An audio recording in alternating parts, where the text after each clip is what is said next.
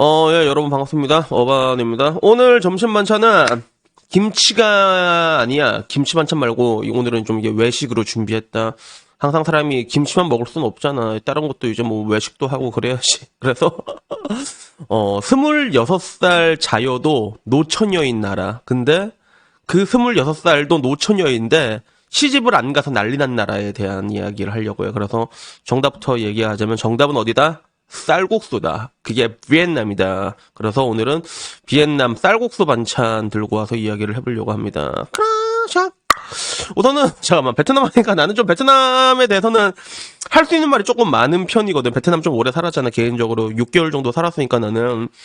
그래서 일단 사람들이 뭐 베트남 음식 하면 뭐 가장 먼저 떠오르는 게 이제 쌀국수, 이제 쌀국수를 이제 퍼라고 하는데, 나는 개인적으로 그 말고 껌땀이라는 음식을 좀 좋아했거든. 껌땀. 껌땀이 뭐냐면 약간 그 돼지갈비 덮밥 같은 거야. 밥 위에다가 돼지갈비 이렇게 올려갖고 소스 올려갖고 이렇게 먹는, 어떻게 보면 일본의 규동 같은 느낌인데 난 개인적으로 그 음식을 되게 좋아했거든. 근데 오늘은 뭐 이제 먹는 음식 이야기 하려는 건 아니고, 이게 실제로 조선일보에서 나온 거야. 2024년 1월 22일이니까 얼마 되지도 않았지. 근데 여기서 베트남의 결혼 문화에 대해서 얘기를 하더라고. 그래서 26세가 노처녀, 결혼과 출산 미루는 젊은 세대의 인구 1억 명 베트남도 난리가 났다. 이렇게 뉴스가 났더라고. 그래서 실제로 베트남에서는 26살이 되면 뭐 이게 노처녀라고 이게 사람들이 놀리는 그런 게 있는 거 봐.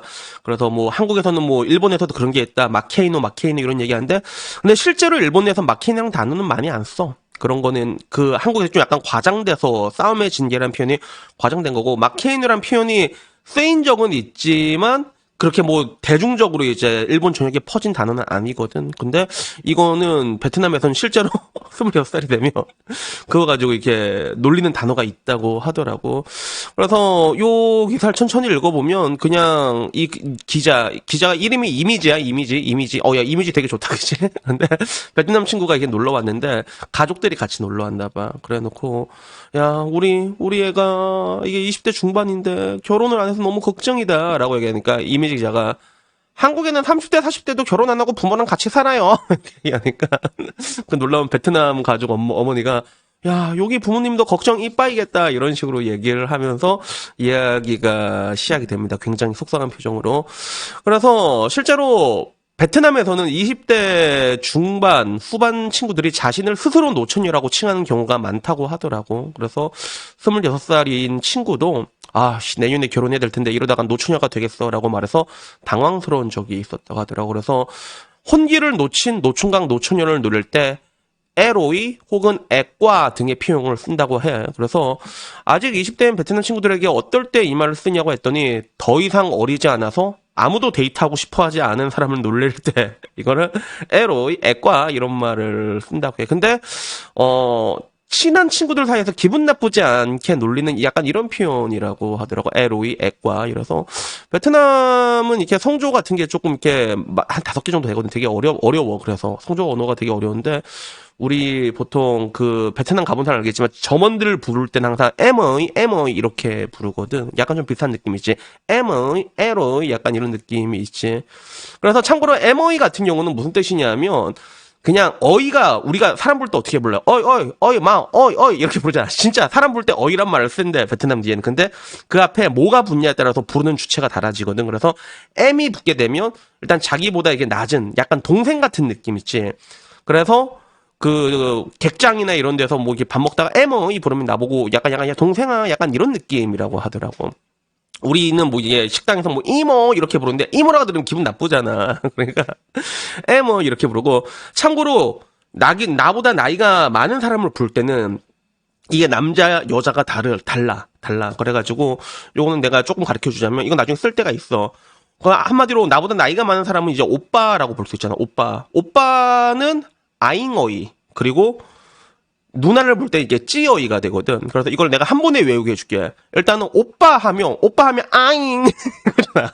그러니까 아잉어이 이러면 이게 오빠가 되는 거야.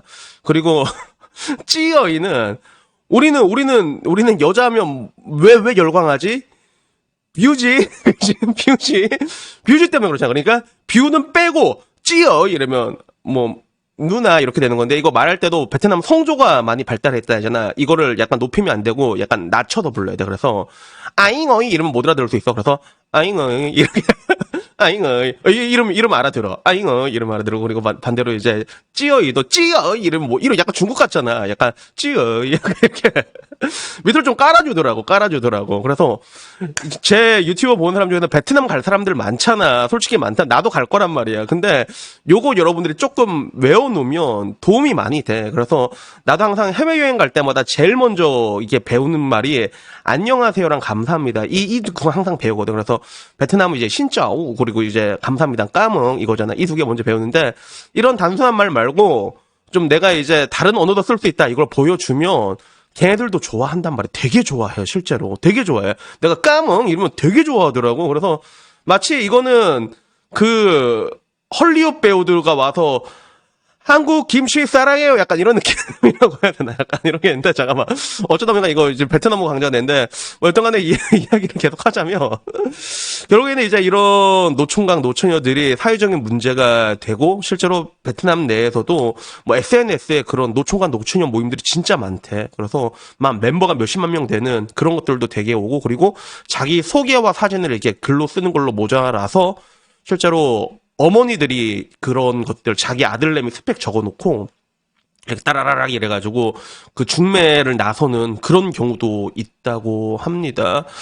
그래서 결국에는 이게 지금 와서는 결혼하지 않는 젊은 세대에게 심각한 사회적 문제로까지 떠올랐고 2004년 6.23에 불과했던 독신자 비중이 2019년에 10.1%까지 많아졌다고 하는데 대한민국도 2000년대 초반까지만 해도 미혼율이 아까 말한 것처럼 거의 6% 정도였던 걸로 내가 기억을 해. 되게 낮았어 대한민국도. 근데 지금은 이제 뭐 어마어마해졌잖아. 그지? 남자 같은 경우는 뭐 이제 둘 중 한 명 안 했다 해도 될 정도로 올라갔는데 아마 베트남 내가 보기에는 이게 조금 더 빨라질 거라고 생각해. 그리고 여성의 평균 초혼 연령이 꾸준하게 올라서 2022년에 26.9세까지 증가했고, 남성 같은 경우는 29.8세까지 올라간 게 이거라고 하더라고. 그래서, 뭐, 다들 그런 것 같아. 여자들이 결혼을 안 하는 이유는 자신의 커리어를 잃기 싫고, 결혼할 준비가 되지 않았다는 이유 등을 내세워서 결혼을 늦추고 있다. 근데 이게 굉장히 큰일이다라고 말하는 사람도 있고 큰 사회적 흐름이다라고 말하는 사람이 있는 건데 이거는 뭐 거의 비슷한 것 같아. 모든 나라든 뭔가 내가 뭐 열심히 일하고 싶어갖고 결혼이 늦어지는 건 있는데 근데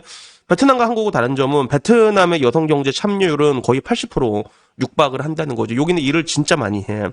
그래도 그 정도 차이가 있긴 있고 결론적으로 이제 출산율도 2점의 벽이 깨졌다는 거지. 2.0이 깨졌다고 이렇게 결국에는 이게 굉장히 큰일인 것처럼 이렇게 보더랬는데 한번 내가 구글로 찾아봤거든. 구글로 찾아보니까 베트남의 출산율은 2020년 기준으로 1.96명이고 뭐 같은 동남아에 있는 캄보디아, 태국 중에 딱 가운데 포지션인 것 같아. 참고로 베트남 바로 옆이 캄보디아가 붙어 있거든. 그래서 호치민에서 버스 타고 푸놈펜으로 가는데 5시간인가 걸렸나 내가?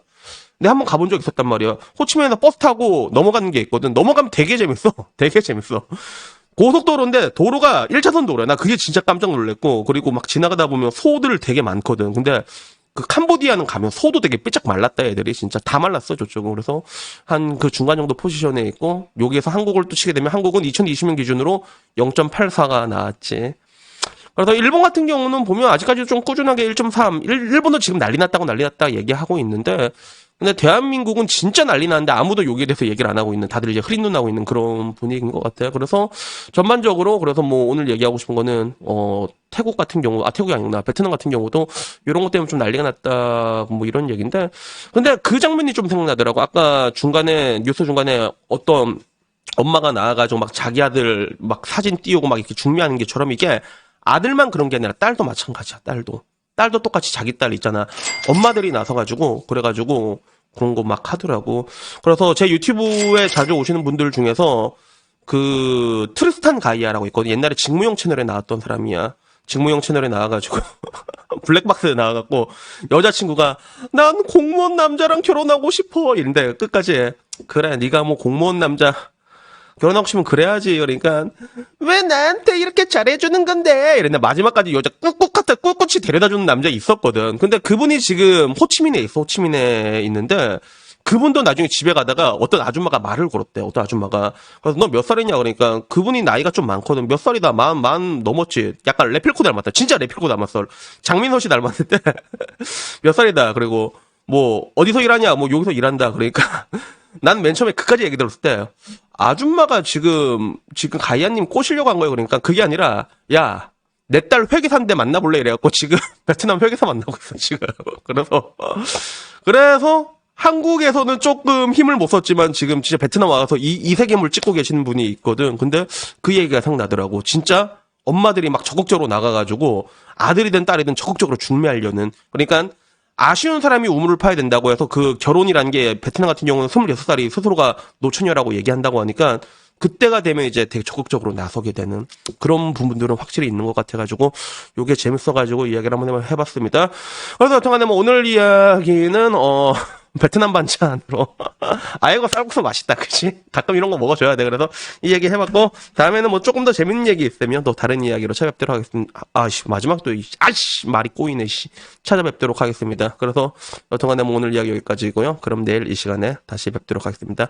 이상입니다. 감사합니다. 야옹.